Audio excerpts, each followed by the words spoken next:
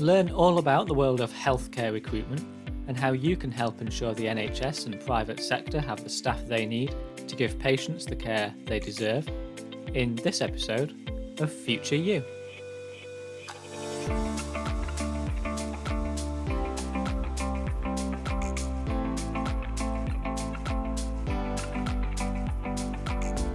Hello and welcome to Future You, the podcast from Graduate Careers Experts Prospects. We're here to help you achieve your career goals. My name's Dan Mason, and in this episode we're delving into the recruitment sector, in particular healthcare recruitment. Globe Locums is a specialist healthcare recruiter based in London. I spoke to contracts manager Isabel Kiff, who joined the business as a graduate herself, about what the job involves, why she would recommend it, what skills you need to succeed, and how the organisation has met the challenges of the pandemic. Without further ado, here's Isabel.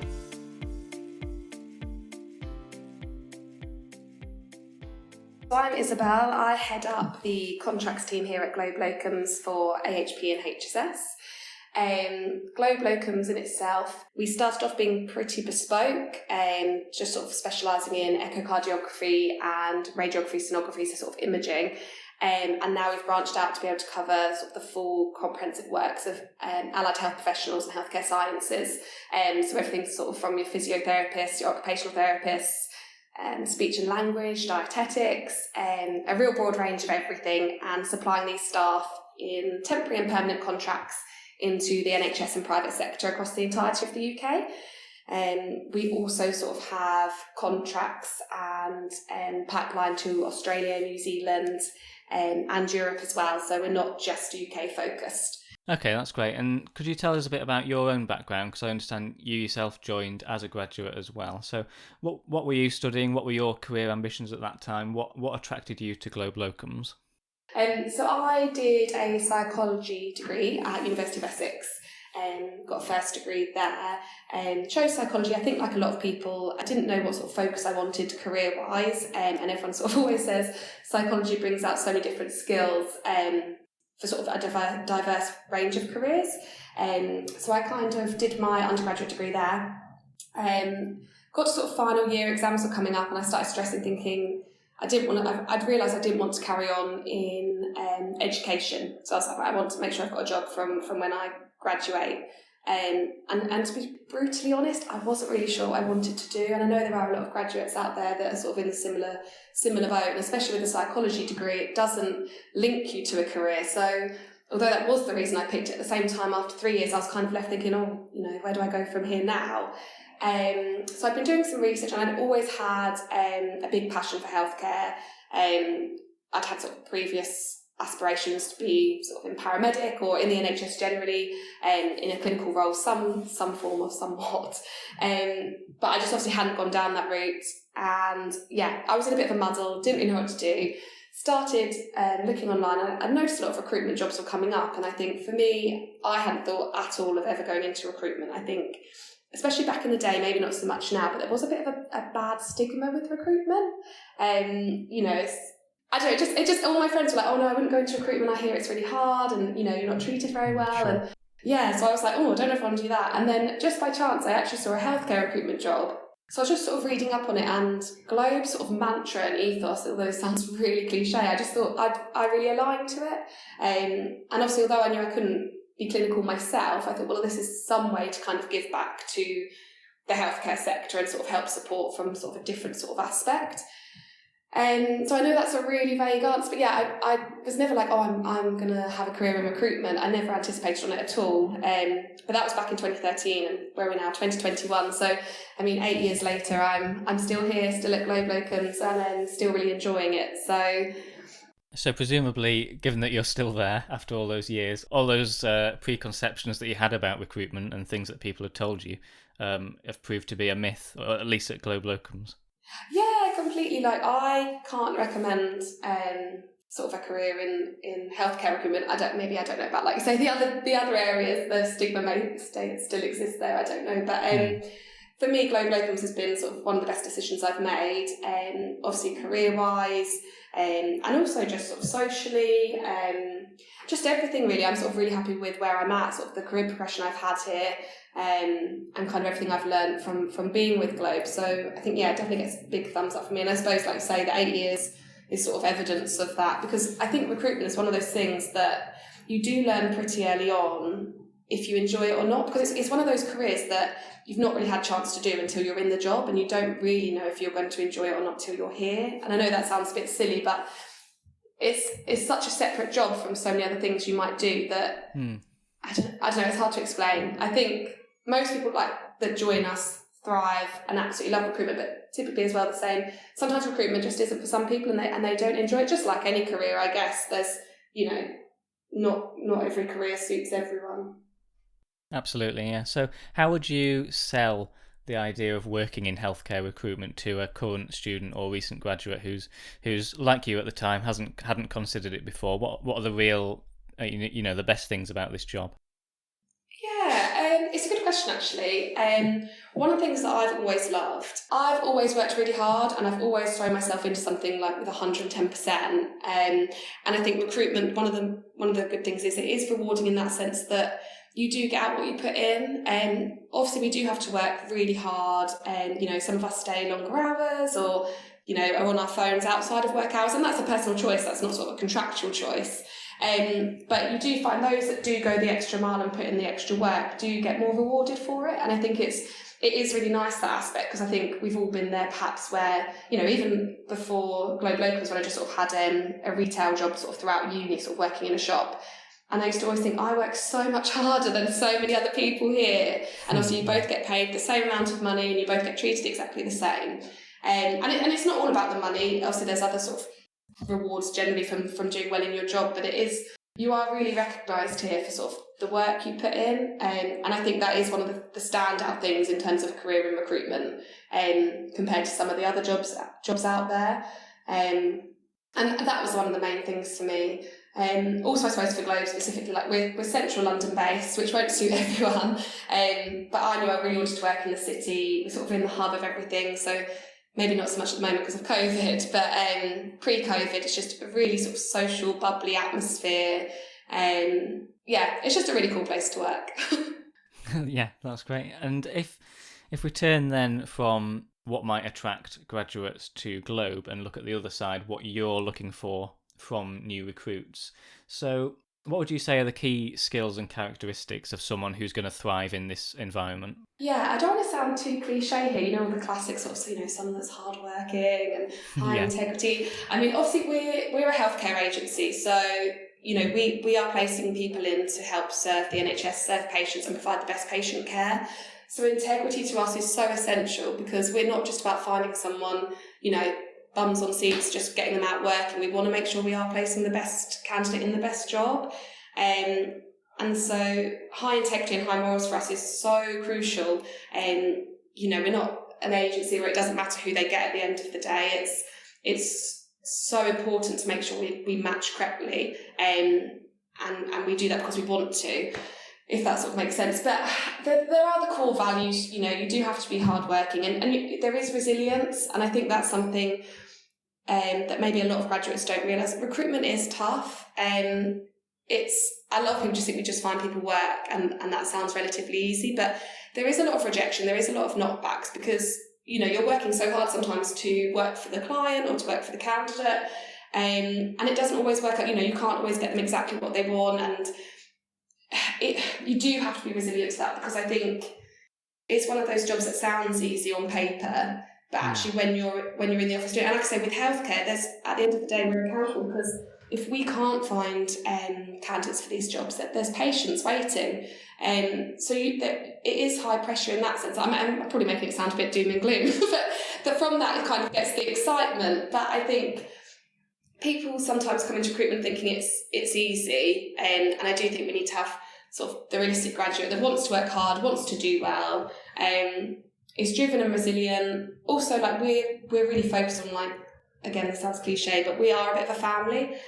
Our two directors, James and Gavin, Gavin's actually a clinician himself, which is where our core values have kind of been embedded down in us. But we really do want to hire people that get us and get our dynamic and get our values. And I think, we don't just hire someone because we think they're going to be excellent at the actual job. We also want to hire someone because we think they will mould well into us as a company. So just really friendly, personal people that want to do well. There's not sort of a core skill set in terms of, we'd expect you to have this degree or this level of qualification. We are always looking for someone, obviously we're healthcare based as well, so we are always looking for someone that has got the passion for healthcare and for the NHS. But like I say, they don't need to have a sort of specific healthcare background. It's just more about the passion from the person, really. And how then do you assess candidates? So what's your application process if a graduate is interested in this and want to apply? What's the process? How do you assess them? Yeah, it's relatively straightforward, especially if any graduates have sort of gone through some other sort of graduate scheme process. They can be quite labour intensive. Ours is relatively simple. Obviously submit your CVs. We're on sort of all the major jobs boards, or you can submit to us directly. And we review the CV, obviously just looking for your sort of key skills and how you present yourself on your CV. Again, there's nothing in particular we're looking for on your CV, and there's no pass or fail in terms of your experience. From that, we will then send you over sort of 4 or 5 questions just to gauge your sort of understanding and also I suppose your commitment. A lot of people do just send out hundreds of CVs and they don't actually take any acknowledgement of what job they're applying for. So we send sort of initially 4 or 5 questions just to make sure they understand the job they've applied for and sort of why they've applied for it. And if those come back, satisfactory, then we would schedule a phone call. And the phone calls mainly, to be honest, a lot of our time, a lot of our job is being on the phone. You do have to be very personal. We do have a lot of pre-COVID, a lot of face-to-face meetings, a lot of telephone conversations. There's a lot of sort of person-to-person interaction. And so we do like to call the prospective candidates just to make sure they are comfortable speaking on the phone and they're able to have a conversation with us quite freely. And then from that, any shortlist applications will then actually just be invited in for the face-to-face interview in our office in London. And that's when they'll meet with myself and they'd have joint interview with the directors and also some of our divisional leads as well. Just they can also for the candidates, so they can kind of get a feel about who we are, and it's not just all about how good the candidate is. Do you know what I mean? We are quite 50-50 on the front. We want to make sure the prospective candidate feels like they're making the right decision as well. So we are very inclusive in terms of our internal interview and sort of who they speak to when they're here. Fantastic. And so more of a traditional recruitment process in terms of CV, phone call, interview, as opposed to all the assessment centres and psychometric tests that a lot of other places do. Exactly. No role playing, no group big Q&A discussion things. And don't get me wrong, some people absolutely love that and thrive off that. I wasn't one of those people. So just very traditional. And so for those who are successful and join you at Globe, tell us about what those first few weeks and months might be like. What are they going to be doing day to day? What's the sort of wider culture of the business? What's it going to be like working for this business? Yeah, so when you first start, you're buddied up, so you'll be given sort of a mentor. Obviously, you'll be put onto a desk. Obviously, I said we cover all AHP, HSS divisions. So the way we split it up isn't by sort of geographical locations in the UK, but it's actually just by division. So you might be placed on the physio desk or the radiography desk and any sort of AHP division. From that, you'll then be buddied up, so you'll have a mentor designated to you that's there at any time should you feel you need any additional support, but also just to kind of walk you through all our processes and training. The first few weeks might feel quite monotonous because obviously there's a lot of training to be done in terms of the software we use, how we use our equipment, and GDPR compliance. So the first few weeks you don't really get actively involved in the recruitment side of things because there is sort of a lot of the policies, process, induction training that happens, and that's sort of done with your mentor and also our HR and compliance team. But sort of once that's all completed, it's sort of it's kind of like a sink or swim moment. It sounds really silly. You're sort of thrown into the deep end, but thrown in with a buoyancy aid, because obviously with recruitment, you just have to kind of get stuck in. So your mentor will be with you, but the sooner you kind of get on the phone speaking to candidates or speaking to clients, the more comfortable you're going to be feeling sooner rather than later, if that makes sense. Yeah, you've got to take that plunge at some point, haven't you, and get started? Yeah, exactly. So we do try to do that early on, because I think otherwise, especially for some people, although they might be fine on the phone, that is still quite nerve-wracking when you're brand new. So we try to engage in that as soon as possible, just so, like the band-aids come off. Because I think once you've made your first call, you realise actually that, it's fine, and the nerves go away. So we try to get the candidates and the graduates sort of doing that as soon as possible. But I would say the first year is probably always the hardest, actually, and I'll be very honest, I suppose, for the graduates, because in recruitment you kind of build up your own reputation, and the candidates that work for you end up referring their friends, and kind of you become known in the market. Whereas obviously when you first start as a graduate, nobody knows you, which sounds really sad, but like none of the clients will know you yet. They'll know us and they'll know the brand, so you're never sort of cold calling. Obviously it's always warm calling because people know us, but it kind of takes a while for people to start coming to you personally. But then that's in itself really rewarding. I mean, when I started as a graduate, phone calls would be coming in from my colleagues, and emails would be coming in from my colleagues, and not much would come in for me. But I remember the first time like a major NHS trust called in, and when they asked to speak to me, and it was like really gratifying. I know it sounds really silly, but you start thinking, I am making progress here, and I'm starting to be remembered and recognised. So I do always like to say that, because I think, when you first start, it is the hardest part, because you've got to start building up that pool. But it happens. We're a really established framework healthcare provider. So it's not hard to make those relationships. It's like I said before, you've just got to be prepared to sort of put the effort in the initial stages. Just thinking about the last sort of year and a half in particular, obviously it's been a big, eventful year for anyone working in any aspect of healthcare. How has that impacted on the recruitment side? Healthcare recruitment's obviously a bit different from, frontline healthcare work, but how have you and the business been impacted over recent months? Yeah, to be honest, it has been crazy. The team have been working flat out, because obviously when lockdown first happened, like I said, all the non-urgent sort of lists got cancelled and postponed, and there was a little bit of uncertainty. We were like, what's going to happen here?